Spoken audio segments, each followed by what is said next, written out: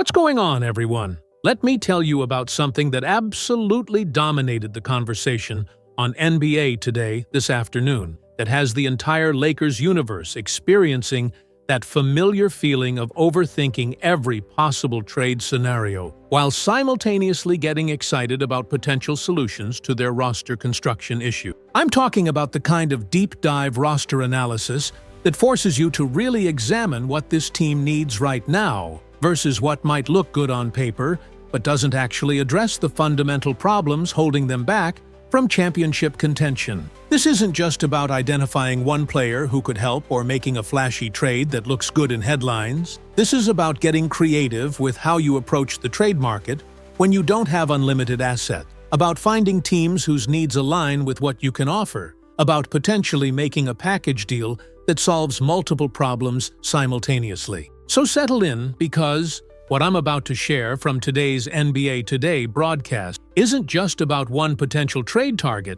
It's about strategic thinking and roster balance, about offensive versus defensive need, about veteran scoring versus developmental patience, and about whether the Lakers should be aggressively pursuing a deal with the Sacramento Kings that could bring both Keon, Ellis, and Malik Monk to Los Angeles in one transaction. Lakers Nation, I need you right now. That like button is how we grow and reach more fans. 1 second, one click, changes everything.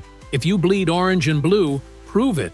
Smash that like button. Let's build this together. All right, here's the situation that had the entire NBA Today panel absolutely engaged this afternoon. And I'm talking about veteran basketball analysts who understand salary cap mechanics and trade construction at an expert level, breaking down why Sacramento might be the perfect trade partner for the Lakers right now. The main story that emerged wasn't framed as Sexton to the Lakers is happening, but rather as part of a much more sophisticated discussion about how the Lakers need to approach the trade deadline, given their limited assets and very specific roster need. When the ESPN crew started analyzing what the Lakers actually need versus what they think they need, when they broke down the roster construction issues plaguing this team, when they discussed which trade partners make the most sense based on mutual needs, Sacramento kept coming up repeatedly as the team that could provide multiple solutions in one deal.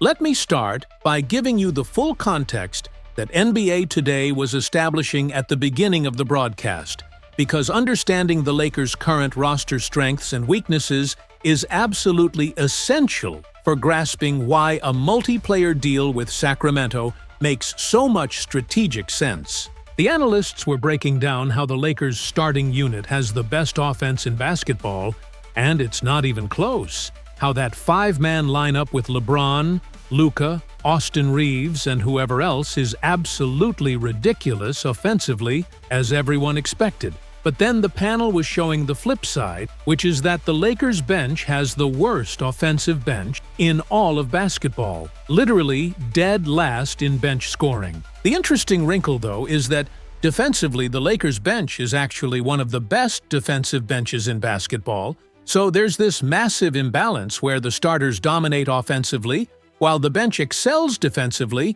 but can't score at all. But here's what really got the NBA Today analysts fired up about the Sacramento connection specifically. And this is where the Keon Ellis pursuit becomes central to everything. Ellis is exactly the type of player every contending team in the league wants right now. A legitimate two-way athletic wing who can defend multiple positions, knock down threes at a high clip, and provide versatility that helps in any lineup configuration. The ESPN crew was discussing how, according to reports, teams are calling Sacramento constantly trying to pry Ellis away because he's that valuable. How even a team like OKC that already has like 15 guys with similar skill sets would still want to add Ellis because you can never have too many of those types of players. The panel was making the point that the Lakers face serious competition for Ellis and need to find an edge in negotiation. The show dove deep into why the Lakers might have a unique advantage in acquiring Ellis compared to other teams pursuing him.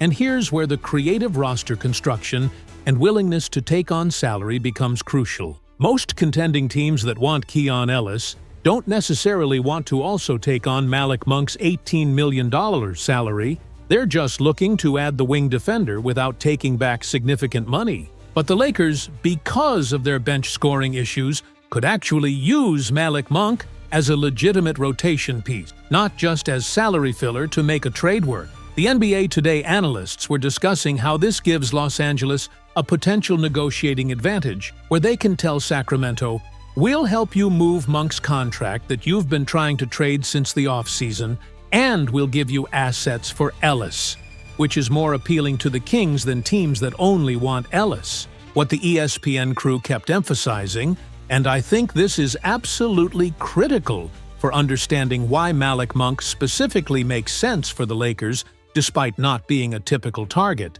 is his ability to self-create and score without needing the ball in his hands constantly. The analysts were breaking down how Monk is a veteran who's comfortable playing both on-ball and off-ball, how he's had to play alongside ball-dominant players like De'Aaron Fox, Domantas Sabonis, and previously DeMar DeRozan, how he's shown he can be effective whether he's creating his own shot or spotting up for catch-and-shoot opportunity. The NBA Today panel was discussing how that versatility would be invaluable for a Lakers team that needs bench scoring but also needs guys who can play alongside LeBron, Luka, and Reeves without requiring constant touches. The panel spent extensive time analyzing Monk's contract situation and why it actually works perfectly for the Lakers' timeline despite seeming expensive on the surface. And this sparked really interesting debates about short-term versus long-term roster planning. Monk is making $18 million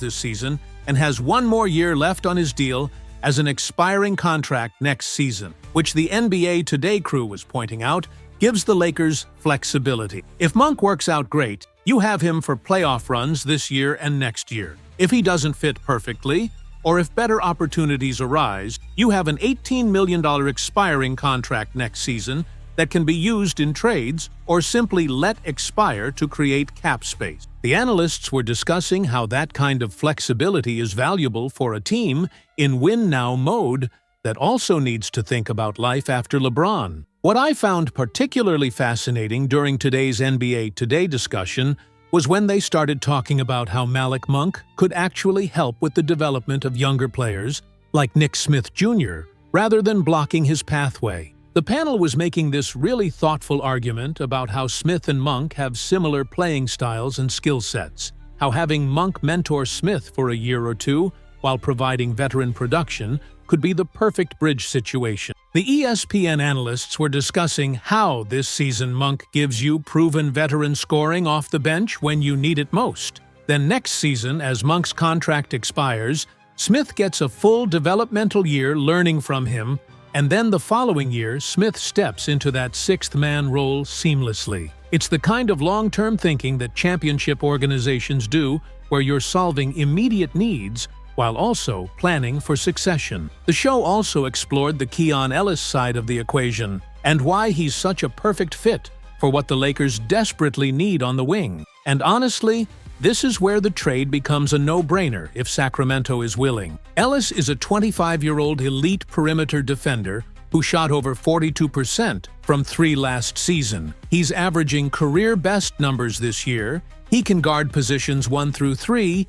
He provides exactly the type of two-way versatility that the Lakers have been missing all season. The NBA Today analysts were showing clips of Ellis defending at an elite level while also being a legitimate floor-spacing threat offensively, discussing how he'd instantly become one of the most important role players on the Lakers. The panel was making the argument that even if all you got was Keon Ellis and you gave up significant assets for him, it would still be worth it because he fills such a massive need. What really struck me during the ESPN analysis was when they started discussing the potential trade package and what the Lakers would realistically need to give up to make this happen. The analysts were suggesting something like Rui Hachimura as the centerpiece going back to Sacramento since he makes similar money to Monk, plus potentially Gabe Vincent's contract to make the math work, plus maybe a second-round pick or two. The NBA Today crew was breaking down how this would work, salary cap-wise,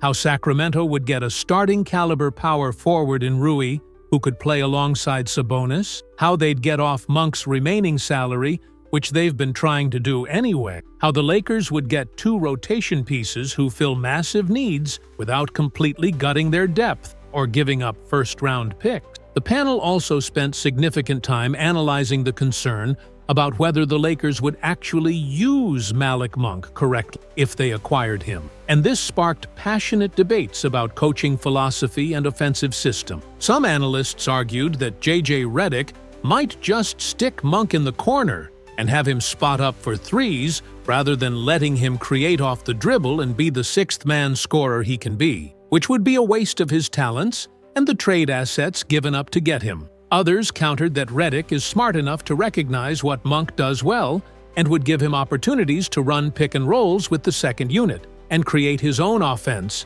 when the stars sit. The ESPN panel was making the point that this same concern exists with any offensive-minded player the Lakers might target. That if you're not willing to let them actually create offense, then why acquire them at all? One aspect that got really interesting discussion was the comparison between pursuing Malik Monk versus going after a higher-end wing like Andrew Wiggins, and whether the Lakers should be targeting star talent or depth pieces. The NBA Today analysts were debating whether it makes more sense to give up significant assets for one really good player like Wiggins, who gives you scoring and defense but costs more in trade capital, versus making a move like this Sacramento deal where you get 2 rotation pieces who might not be as individually talented but address multiple needs. The panel was discussing how with LeBron, Luka, and Reeves already providing so much offensive creation, maybe what you really need is specialists who can defend and shoot,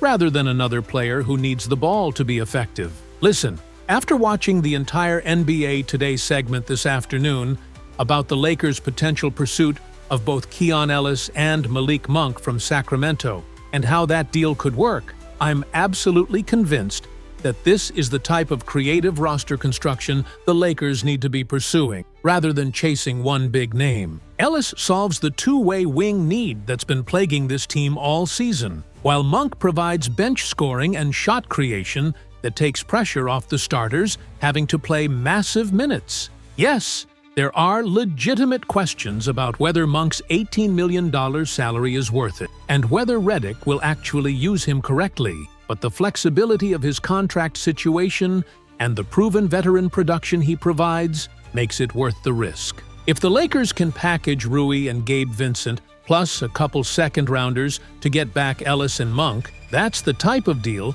that makes you significantly better without mortgaging your future. And it's exactly the kind of move championship teams make when they recognize opportunities to address multiple needs in one transaction.